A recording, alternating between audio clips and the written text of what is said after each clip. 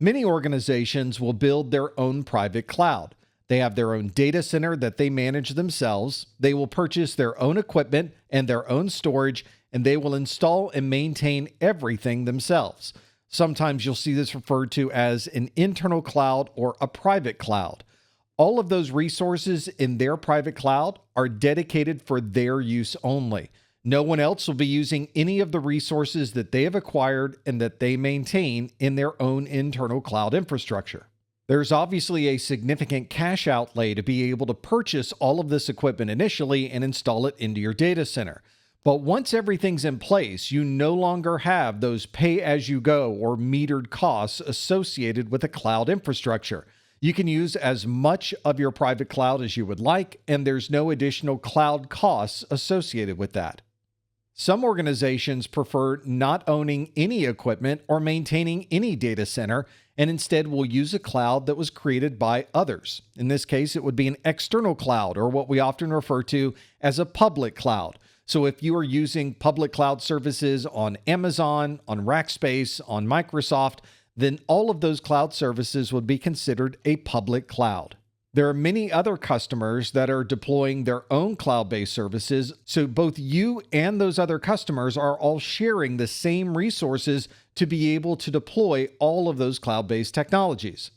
Obviously, in these public clouds, one customer is not able to see any data from another customer, but all of you could be using the same storage drives, the same CPUs, and the same network as every other customer in that public cloud. And although you didn't have to pay for any additional costs up front to put together this cloud, you still have to pay for the resources that you're using. Some cloud providers charge you a fixed rate per month, or they might charge as you go in more of a metered pricing. So your organization will need to determine if a private cloud might be something worth investing in, or if a public cloud might be a better option. For many organizations, costs are certainly an important consideration. And with cloud services, you could be billed differently depending on the cloud provider and the service that you're using. You may find that some of your cloud services are billed back to you using metered utilization. This means that you as the customer are paying for how much of these resources you are using. So if you're paying to have traffic uploaded to you inside of this cloud, all of that traffic would be ingress traffic, and there may be a cost associated with every byte that you would transfer of that ingress traffic. There's probably also a cost to store the data on the storage drives of that cloud-based service. And if customers are downloading information from your cloud services, then you are sending that information to the user, and all of that information would be priced on the egress traffic costs. And if customers are downloading information from your cloud services, then you are sending all of that traffic out, or it would be egress traffic, and there might be a different cost for egress traffic versus ingress traffic. At the end of the month, all of these costs are added up, and they provide you with an invoice of what you would need to pay for that month.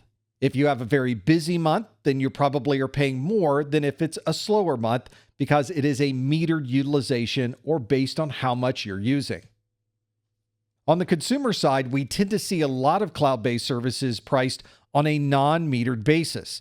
This means that it is a fixed price for a certain amount of resources.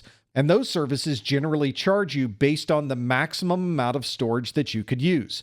For example, you might pay a certain amount for 2 gigabytes of storage in the cloud.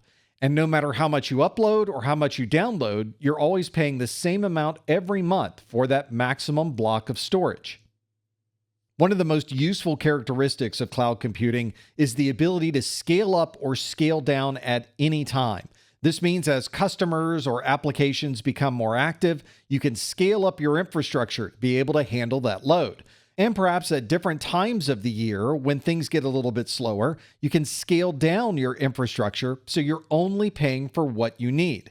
And of course, you're able to make these changes at any time and very often automatically.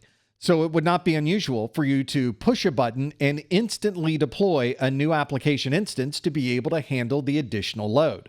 We refer to this ability to instantly scale up or scale down based on the load as elasticity.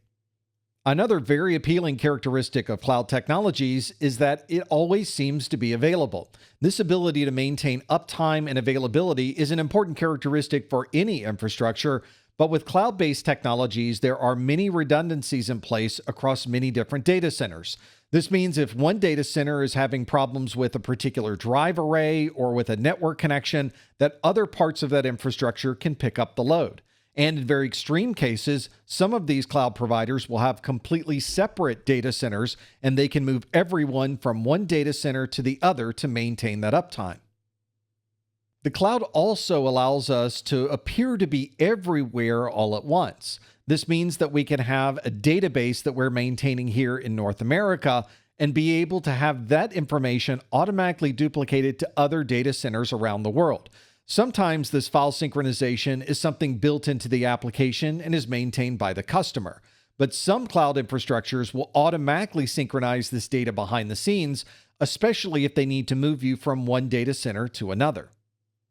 And to be able to get the best efficiency for the infrastructure that's been installed in these cloud-based data centers, we need to have many customers using all of this equipment all the time. We refer to this characteristic as multitenancy. That means there are many different tenants effectively living in that cloud infrastructure, and they are all working and operating simultaneously across all of those resources. There are obviously technologies, processes, and procedures in place to maintain separation between all of these different customers. But by having all of these customers use all of these cloud-based services simultaneously, the cloud provider can provide an efficiency in technology and an efficiency in cost.